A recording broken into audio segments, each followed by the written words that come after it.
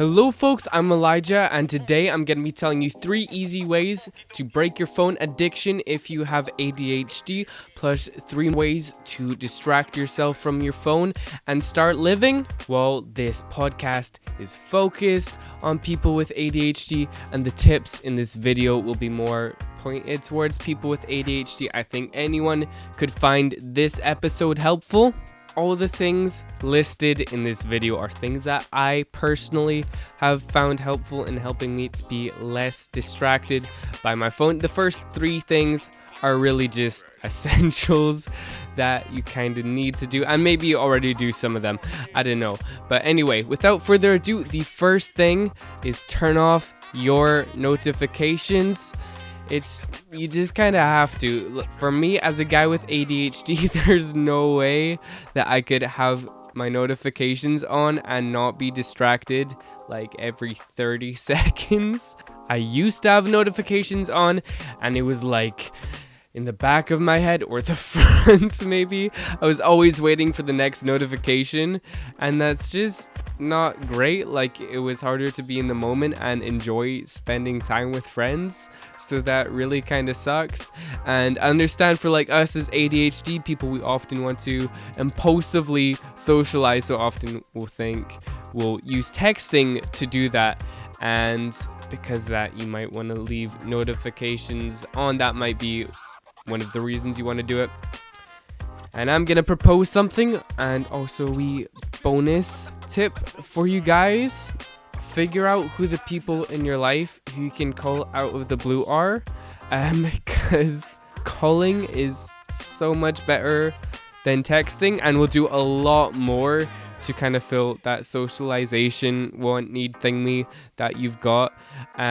So just figure out who those people are and ask like, hey, you good with me calling you out the blue? Another easy thing to do is go into your phone settings and turn your screen onto grayscale mode. This will make everything black and white, so it might seem a little bit boring and like but it is really helpful for making your phone less distracting. I heard someone describe it as it basically makes your phone look like a newspaper, and I was like, oh yeah, it does, except newspapers aren't black and white anymore. But that's besides the point. The point is, this will help you be less distracted by your phone, and if you're not going to take more drastic measures, which we'll talk about in the next episode, then this is one that you kind of really need to take if you're going to take not being distracted by your phone seriously. The last thing on this list is probably the least easy thing out of these 3 essential things that you kind of need to do. Sleep with your phone outside of your bedroom. Now, I know it's difficult because you'll be like trying to fall asleep, and you'll be like, I want to talk to people on my phone, or I want to scroll through YouTube and watch videos, or I want to look on Instagram, or whatever you do. But you kind of need to do that, and it will significantly improve your sleep and just your quality of life in general if you don't have your phone in your room. And everyone's sleep deprived, so this is really something that you should do. But obviously that's difficult, and that leads me into the next part of this video, which is 3 fun ways to distract yourself from your phone, or distract yourself from being distracted by your phone, or I don't know. Hopefully that makes sense. I'll explain. So the first thing I have got on this is stretching or exercising. So with stretching, I was actually quite surprised by how amazing it is. I know for some people they do stretches and they're like, I just hurt. I don't think that's most people though. Maybe I'm wrong, but I think most people would actually enjoy stretching a lot more than they think.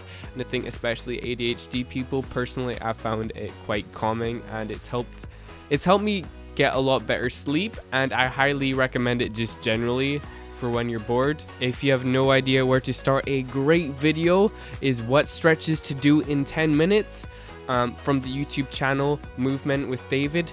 Watching that video is a very good use of your phone, and whenever you're falling asleep and you're like, or trying to fall asleep you're like, my gosh, I want to check my phone, you can just like start doing stretches or whatever, and that will help you out. And then obviously exercise, it releases whatever, it releases happy chemicals of some sort.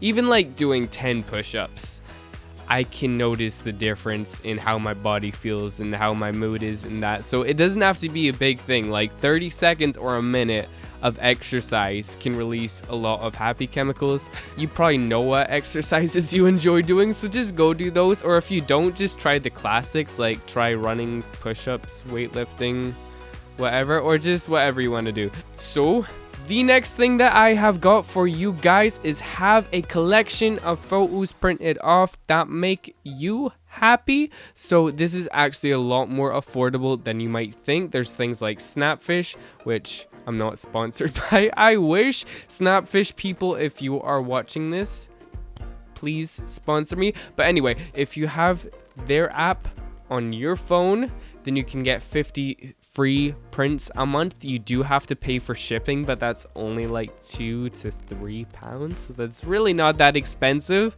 for like 50 photos of your mates or whatever. I don't know, just things that make you happy. So like go through WhatsApp, go print them off, and have them somewhere where you will like regularly look at them. For example, I've got mine in a box in my room. And the last thing that I've got on this list for you guys is food preparation. Some of you might be thinking like the actual, but the thing is with food preparation, like first off, there's the anticipation of like right at the end, there's food, which is like absolutely incredible. And I think it's a really rewarding experience because you get to make something, which in and of itself is really rewarding, and then you get to eat it, which is like even better. Like, y'all can't disagree with me, like that is absolutely amazing. So like for me, often I like to bake cookies because that takes maybe 15-20 minutes between like taking out the ingredients to taking the cookies out the oven. Baking bread is also great. I do that every now and then. It only takes about like 20 minutes, maybe 30, of hands-on preparation for baking bread, so you really should try it at least once. And homemade bread is like one of the greatest things ever. So yeah, you probably already know some creative things that like you really enjoy doing, so go do something creative or that engages your body kind of thing. See you guys in the next episode.